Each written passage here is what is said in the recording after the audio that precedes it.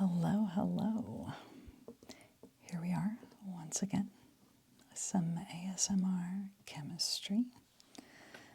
I'm a professor of chemistry, but I love chilling out with you, with my pens, and doing a bit of slow, methodical chemistry to help you learn or go to sleep, or maybe both, right?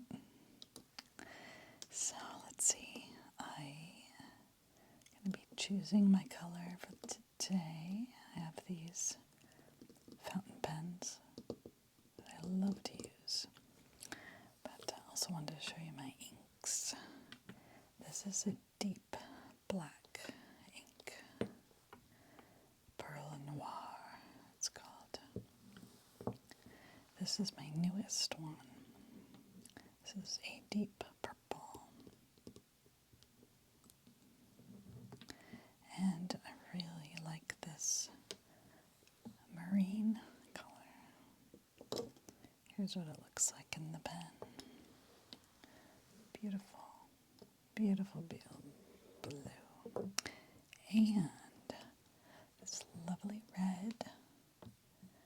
The name of this color is Firefly. I actually had another red color that I got, but it was this really dark red that I thought I would like, but honestly it looked like blood. And this one's it's a bit brighter, so I like this one. This pen had been leaking, but it seems to be doing okay lately, so I'm going to keep using it. Alright, this is my newest pen. I think I'm going to use this one. It's got the deep purple in it. And what we're going to be talking about today is reaction mechanisms. Okay? And this is for general chemistry. Not talking about reaction mechanisms in organic chemistry in this video. Although I have made a couple of videos on SN1 reactions, SN2. I also made a video about a few classes of organic reactions, so you can check those out if you're interested in organic chemistry. But for now, we want to look at reaction mechanisms and the types of problems you might see where you are given a mechanism and then you need to write the net reaction, determine the rate law, identify intermediates, and things like that. And we'll draw the energy diagram. Okay, so in this we will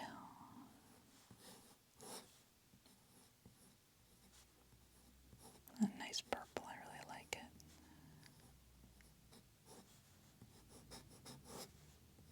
Mechanisms.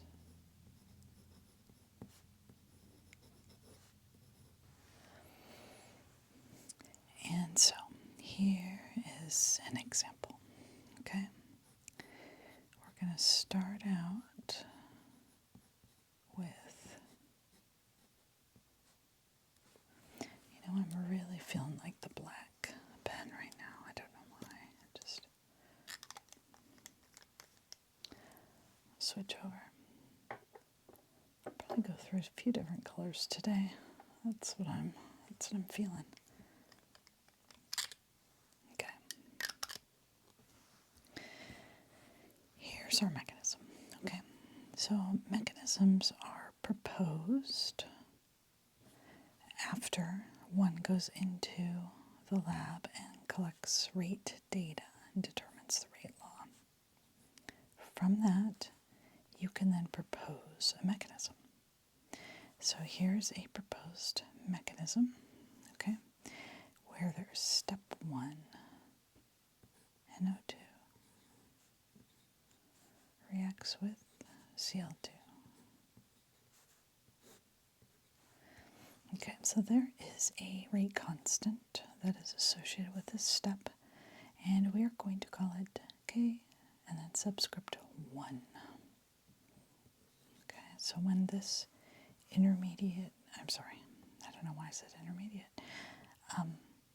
When this elementary step occurs, this step, it forms this compound here, ClNO2 plus a chlorine atom. Okay, and in this proposed mechanism, this first step is proposed to be slow. Okay, so unless you are the one proposing the mechanism, it is given by the person who proposed it. What is the slow step? What is the fast step? Okay, or if there's more than one, there could be other faster steps, but there will always be one that is the slowest. Okay, another term for this is the rate determining step. That is the slow step. Okay. All right. Then step 2.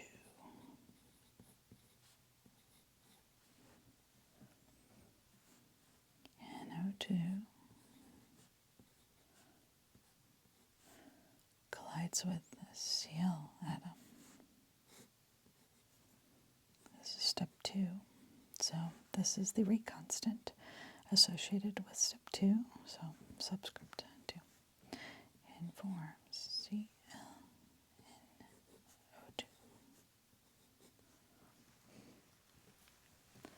All right, so compared to the slow step, this has been, again, proposed.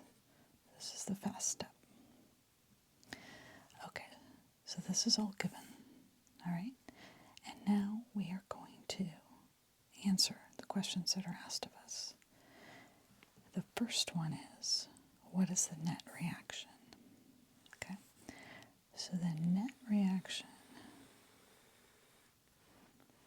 we are looking at each of these steps, and we're canceling out anything that appears on both sides. Okay, intermediates, they are formed in one step, and they are consumed in a later step.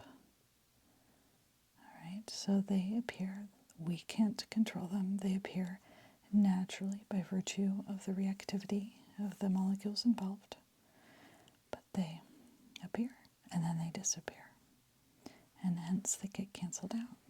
Okay, so here's an example when I'm going to get out my red pen, and I will cancel that out. The chlorine appears on both sides. Okay,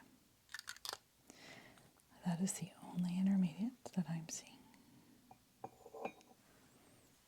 Okay, but what do we have here? We have 2 NO2 molecules, so we can actually write that as stoichiometric coefficient 2 NO2 plus Cl2. See what we did? We added up everything on this side, the reactant side, except an intermediate that is already canceled out. Okay. Then we will add up everything on the product side. These are identical. This interesting looking, unusual molecule. There are 2 of them. ClNO2. Okay, so this is our net reaction.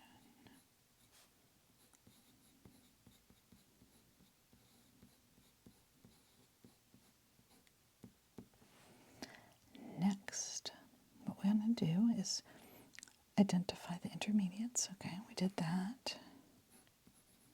There's just one.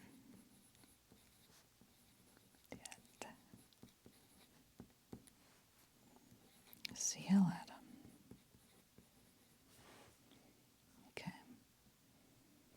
Now the third thing we want to do is determine the rate law.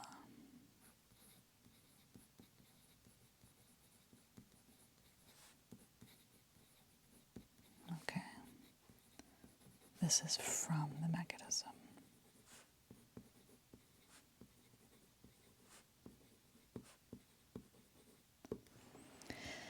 The rate law of the mechanism must be consistent with the rate law that was determined experimentally. Now, that's not our job right now, okay? We will assume that whoever proposed this mechanism made sure that the rate law that results from this mechanism is consistent with what they observed experimentally. Okay, so what our job is, as budding chemists, is to learn how to write a rate law from a given mechanism. Okay, so what we do is we go to the slow step. The rate law for this elementary step, for this slow step, must be consistent with that experimentally determined rate law. The slow step is the one that we are going to count on to be representative of the rate law for this whole reaction. Okay, this reaction can't go any faster than the slowest step. Okay, so in determining the rate law, we want to look at the slow step.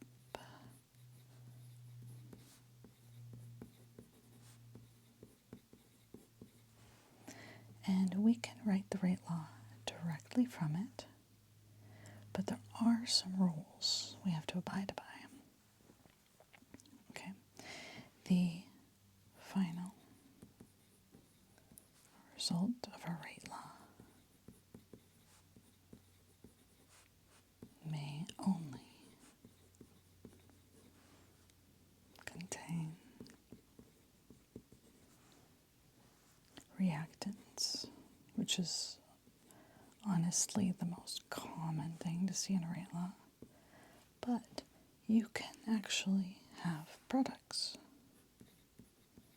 That happens sometimes. Or catalysts. No intermediates are allowed.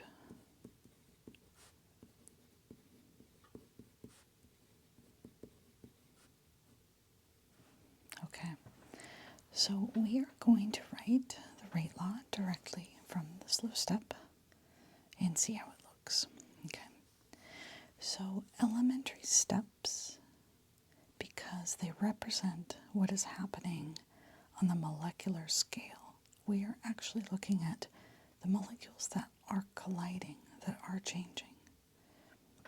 So you can write a rate law directly from an elementary step. You cannot write a rate law directly from a net reaction. Maybe occasionally you will be right, but you cannot count on it. You can only write them directly from elementary steps. Okay, so if we look at step 1,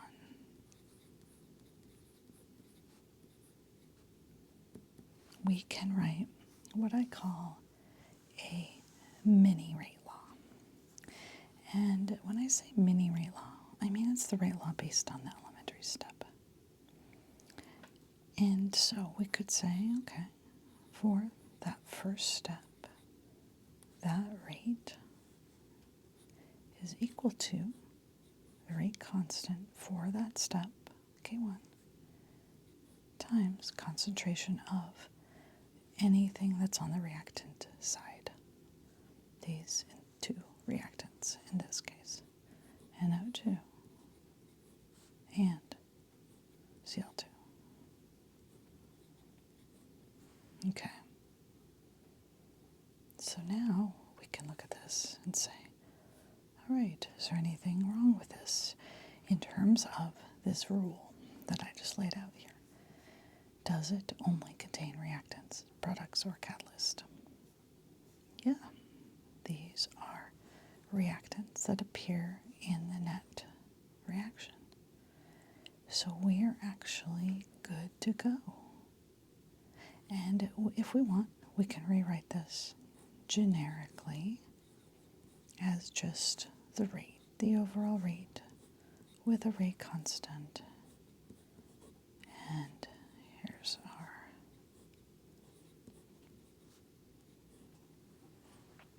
to reactants that are involved in the rate law. Okay, so this is our rate law. It is first order with respect to NO2, first order with respect to Cl2, and second order overall. Okay.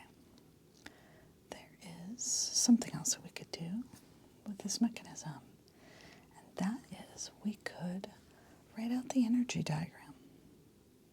What does this look like if we were to consider, I'll move this over a little bit, the energetics of this mechanism.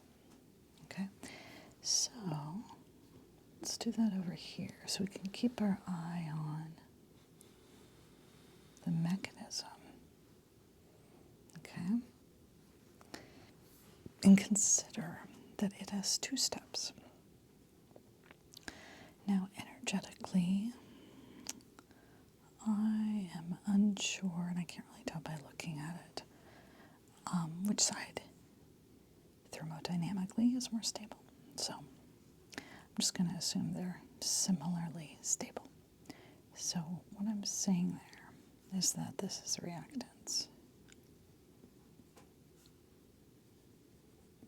here, and the products are somewhere, like I said, similar energy.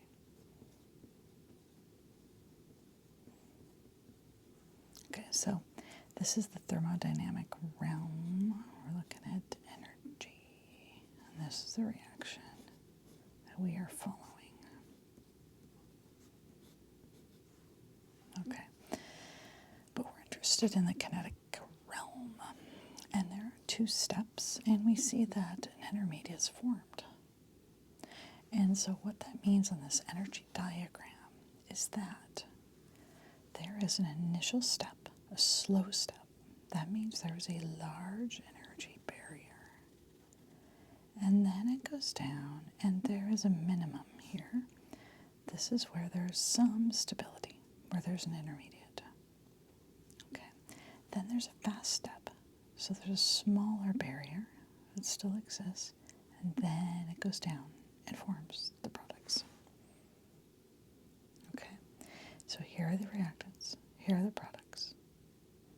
Here's the place where the intermediate chlorine exists. It would be up there. And this energy barrier we see here, this is the activation energy. It is the activation energy for step one, but also for the whole reaction because it is the largest one. All right.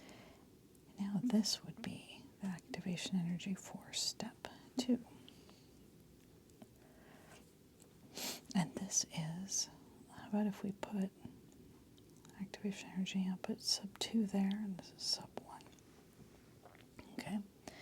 Note that the activation energy for step 1 is larger than step 2 because this is the slow step, the rate determining step is the first step. So the larger activation energy will always match the elementary step that is the slowest one. I did have a video I made, posted a few days ago, about the Arrhenius equation, and that goes into more detail of the activation energy and its mathematical tie-in with rate constants. So now we're seeing that in action with the mechanism. Okay, this is a slow step. Let's put that there. This is fast step. All right, fantastic. Fantastic.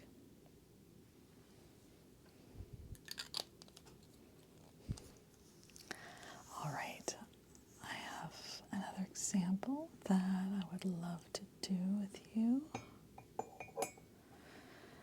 So let's flip this over.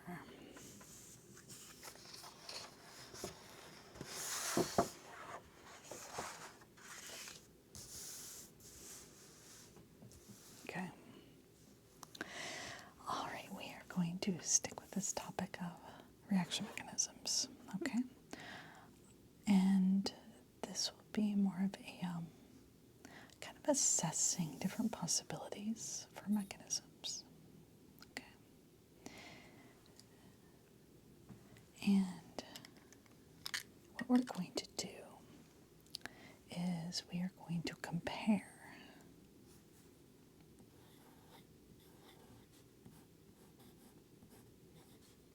two mechanisms.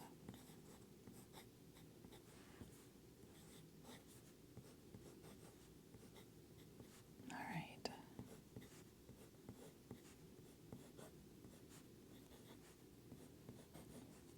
I actually made up this problem. So let me know if it's a good one. All right. So what should I call this? I guess I call this mechanism number 1. Wow, that's so unique. Okay. Mechanism number 1. All right. So in this mechanism, we've got 2 steps. Step 1.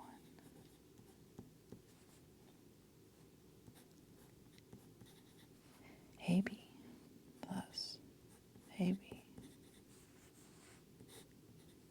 This is step 1, so this is K1, and it forms AB2 plus A.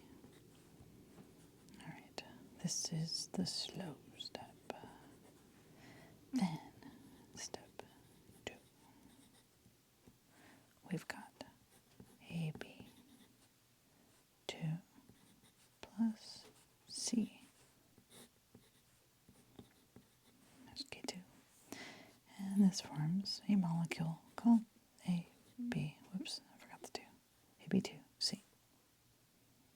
This is the fast step. Okay, so there's our first mechanism. And then we're going to compare it. I'm going to leave a space here because we're going to want to figure out what the net is. But now we have mechanism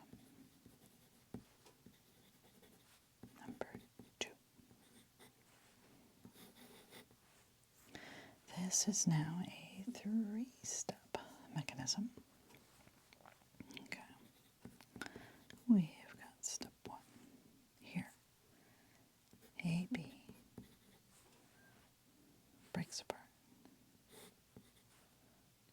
into A and B. This is slow step. Step 2. We have AB reacts with B. I forgot my K1, K2. And this forms AB2. This occurs quickly. It's a fast step. And then it's followed by step 3, where we have that AB2 was just formed. That reacts with C. And there's our 3rd step. This gives A, B, to C. This also occurs fast. Okay. So, first thing I want us to do is to figure out what are the net reactions for each of these mechanisms. Okay, so we're going to add them up for mechanism 1, and we'll add these up, mechanism 2. Okay, so part part of this is recognizing, are there any intermediates? And if so, what are they? Okay. So let's take a look at mechanism number 1. Okay. Look, let me see. AB. Is that on both sides or just this side? We see it as only this side. How about AB2? Ooh, looks like that's on both sides, right? Okay. So this cancels out. Okay. But C, it's only on this side. A, only on this side. AB2C, only on this side. Okay. So we have just one intermediate, and that is AB2. Why not? Why don't we just write it off to the side? Intermediate. Put it down here.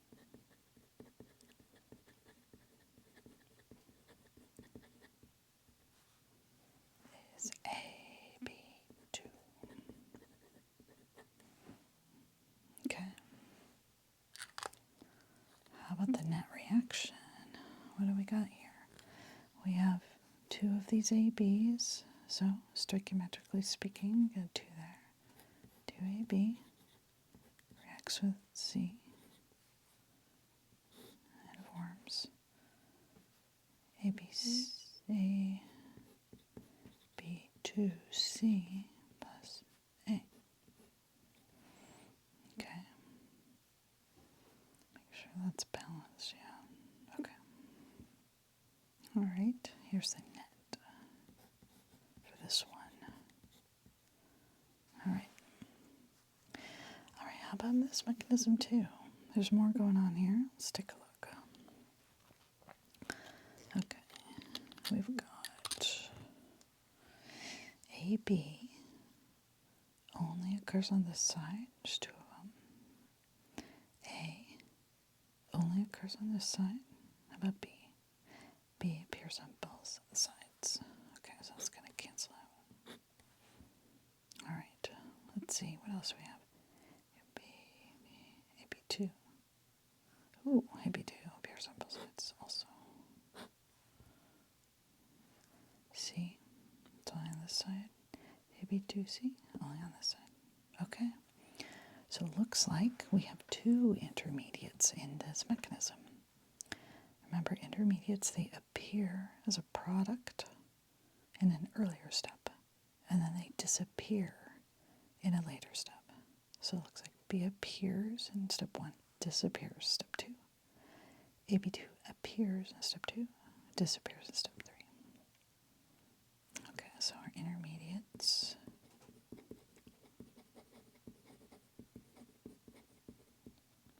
We have B and AB2.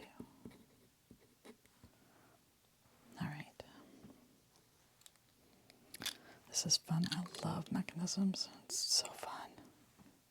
Oh my gosh. Okay. All right, let's find the net equation. We have 2 of these ABs, and we have a C. And then here we've got a B2C.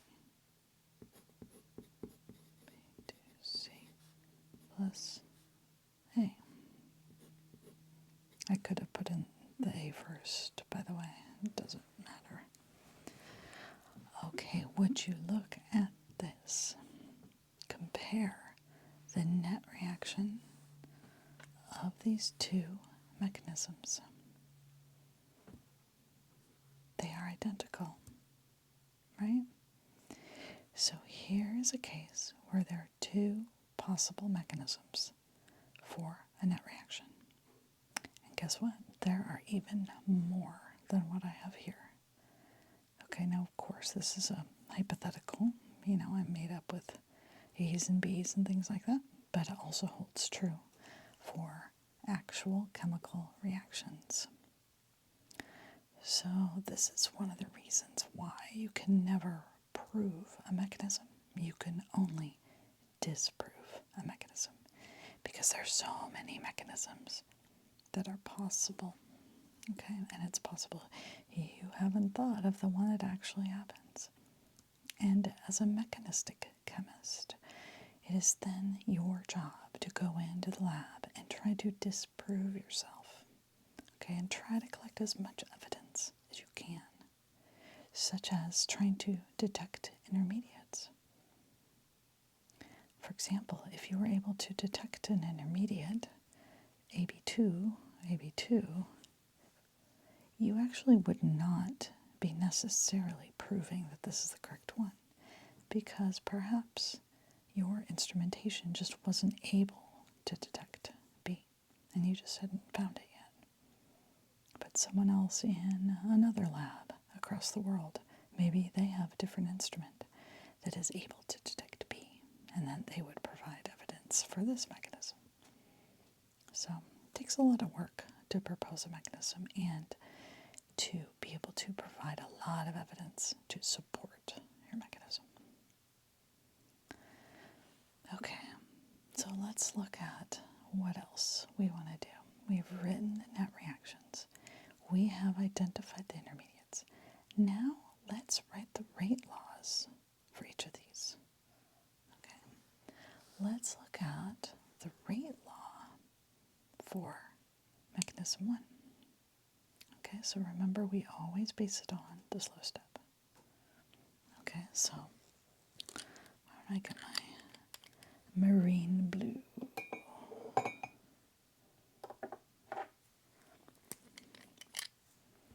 Okay, so we can write our rate law from the slow step as long as we have just reactants. And we do. So this is fabulous. I'm just going to write it straight from there. AB. And there's 2 of them colliding, so it's a squared. I could have written rate equals K times the concentration AB times concentration of AB, but that's the same as it being squared. Okay, so this is second order reaction. Second order overall, second order with respect to AB. Okay, now let's look at mechanism number 2. The slow step. That's what we base the rate law on. And the slow step does have only a reactant, so we can write the rate law directly from the slow step.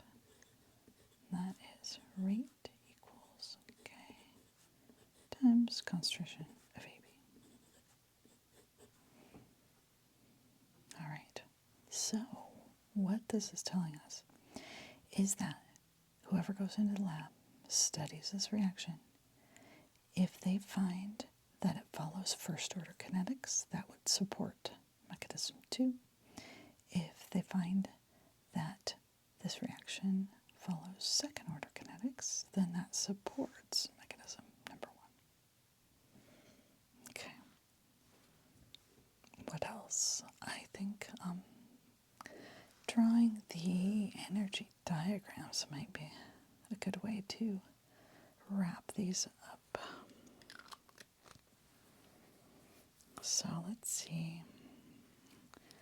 Maybe I'll go back to the very beginning. Get my purple pen, purple ink.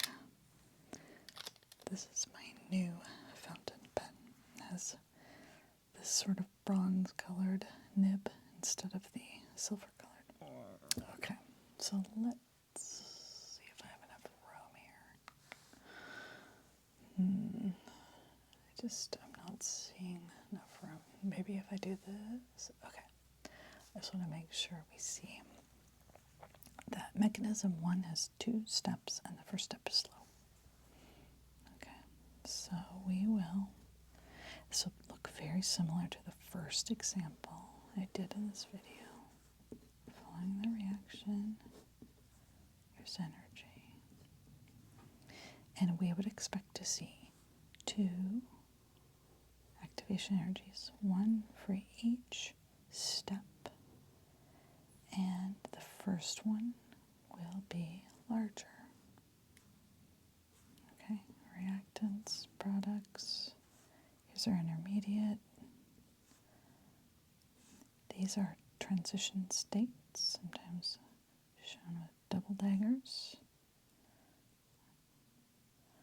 Okay, high energy species where bonds are being made and broken depending on the step that's happening. And then they form an intermediate that is a high energy minimum, goes over another barrier until it makes products. So once again, activation energy for step 1 corresponds to from the reactant to the height of that first peak. First activation energy, and here's our second. Smaller, because this is the fast step. You always have the same number of energy barriers as you have steps in your mechanism. 2-step mechanism, 2 humps in your energy diagram. So, that tells you exactly what's about to happen, right?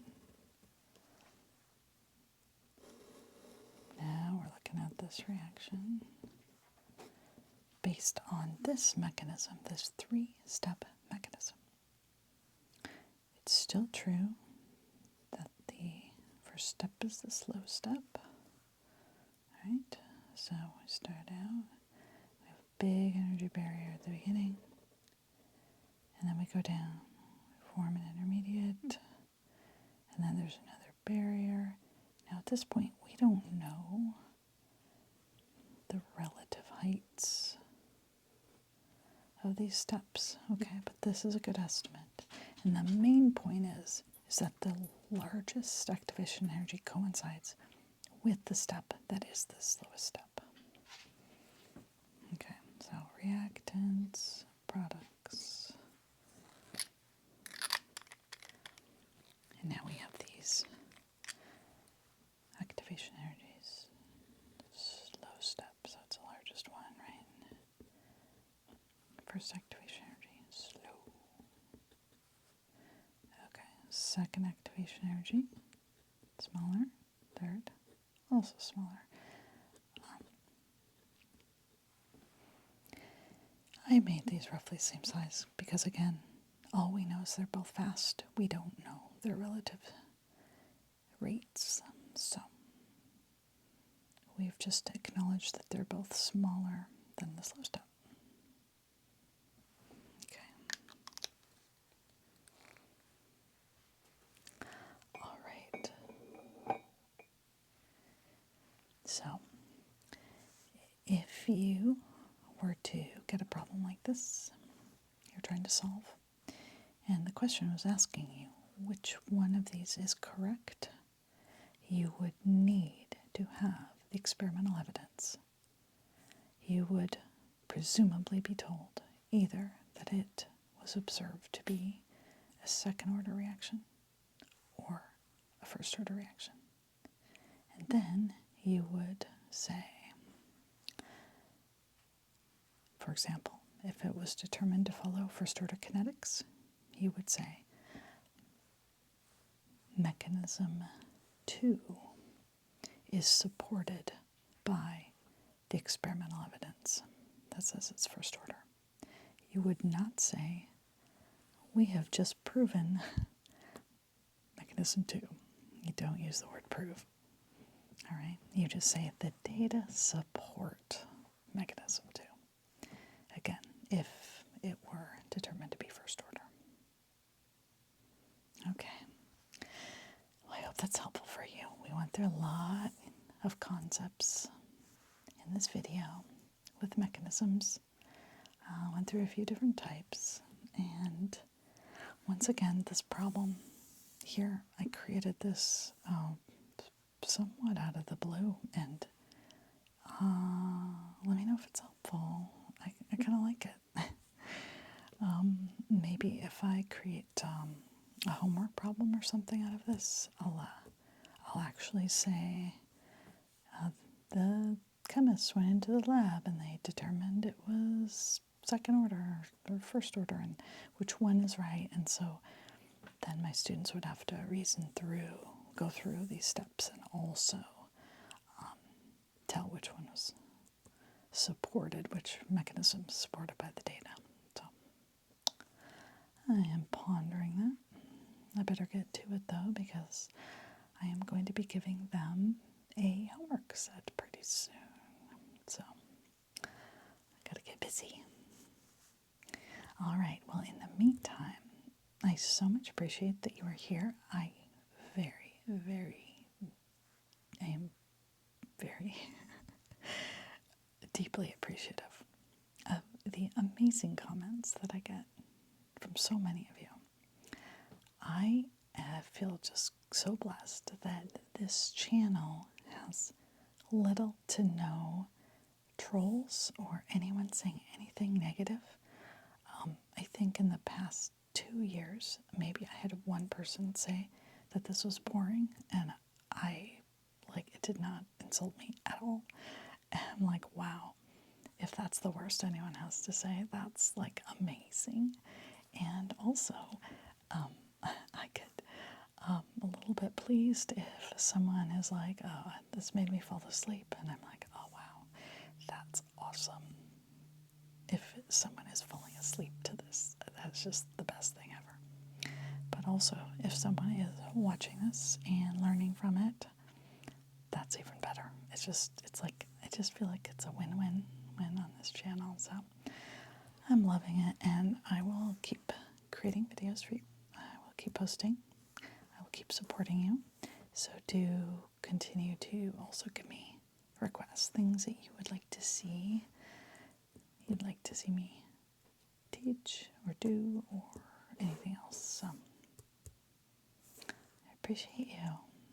Please do like and subscribe. It helps my channel grow, and it will help me continue to keep serving you and being dedicated to this channel like I want to be. So thank you so much, and I will see